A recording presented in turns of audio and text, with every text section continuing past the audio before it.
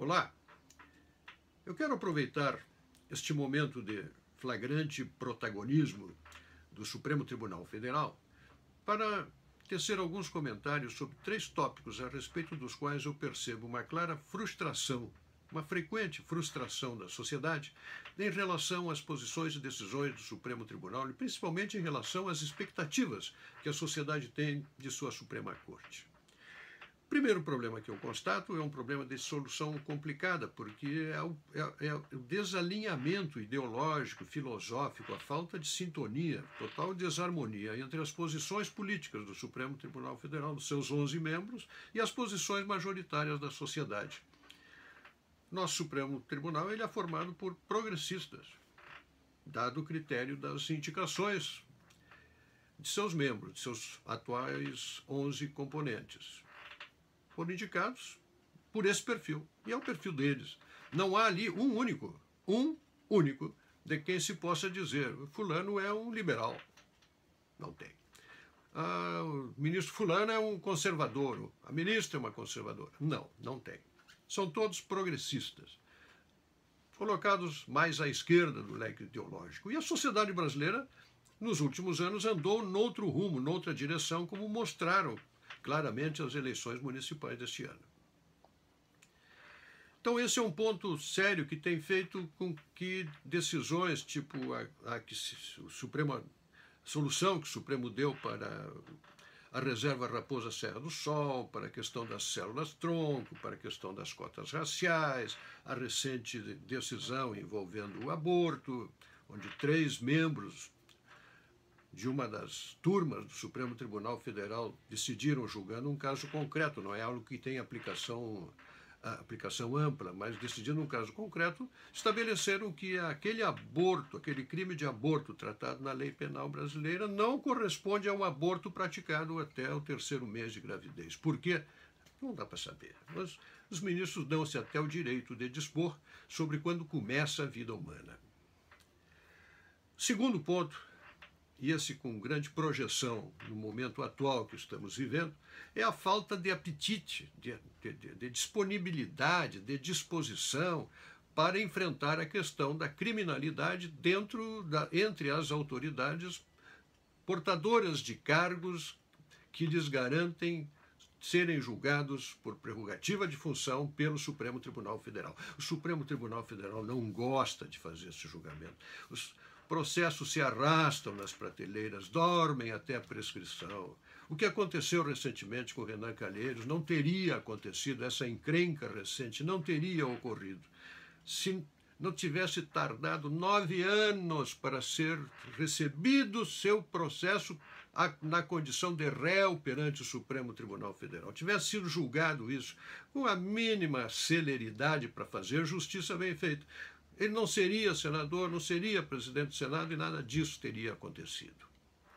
Então esta lentidão produziu no Brasil, na República, na moral nacional, na economia brasileira, deu origem aos escândalos que vemos aí, porque não deliberando sobre estes casos, não julgando estes grandes criminosos aboletados no poder, não cumprindo esta função, não fazendo o que tem que fazer, o Supremo permitiu que a bancada criminosa, a Frente Parlamentar do Crime, dentro do Senado Federal, crescesse para assumir o tamanho que tem hoje, acrescentando membros, sobre membros a cada legislatura, corrompendo internamente aquele poder. Aliás, os poderes de Estado, com efeito propagador dentro do Poder Executivo. Gravíssimo, gravíssimo. E ramificação em outros poderes da República. Gravíssimo.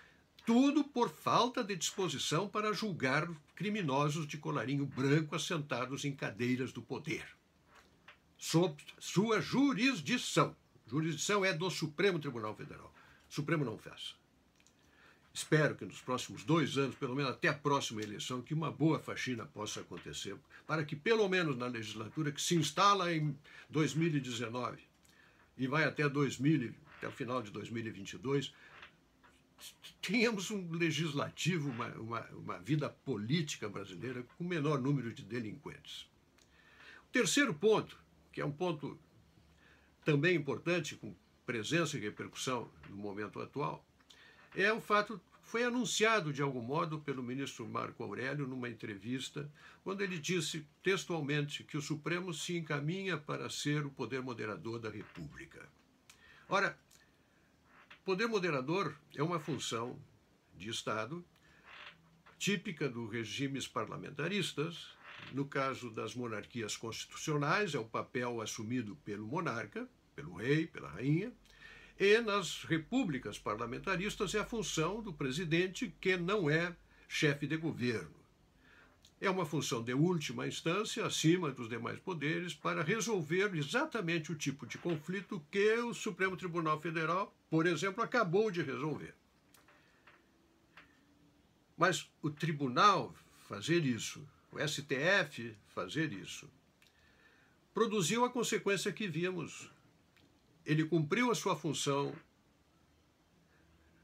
protegeu o bem comum, evitou o que poderia ocorrer caso a cadeira de presidente do Senado fosse ocupada por um senador do PT, cujo partido já estava sinalizando a clara intenção de torpedear o governo constitucional instalado no país, evitando que fossem aprovadas as pautas que o governo tem como prioritárias para resolver e para que o país possa sair da crise em que está instalado, pautas necessárias para a saúde da economia e da sociedade brasileira.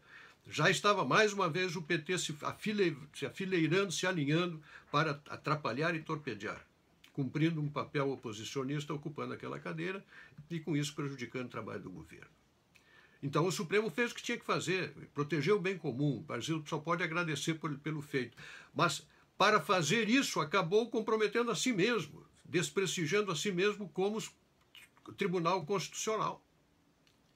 Ora, não, são duas funções que não podem ser exercidas pelo mesmo órgão nem pela mesma pessoa. Ou faz uma coisa ou faz outra. Não dá para fazer as duas e nós vimos claramente agora por que não dá. A nação tem que compreender o problema, as nossas instituições têm que refletir sobre isso, e quem dera um dia nós acordemos para o fato de que nada destes problemas que estamos enfrentando, ou pelo menos a maior parte deles, teria sido resolvido com muito menos dor, com muito menos crise interna, com muito mais rapidamente, de modo muito mais saudável, se adotássemos um modelo parlamentar de governo e de organização das nossas instituições. Pense nisso.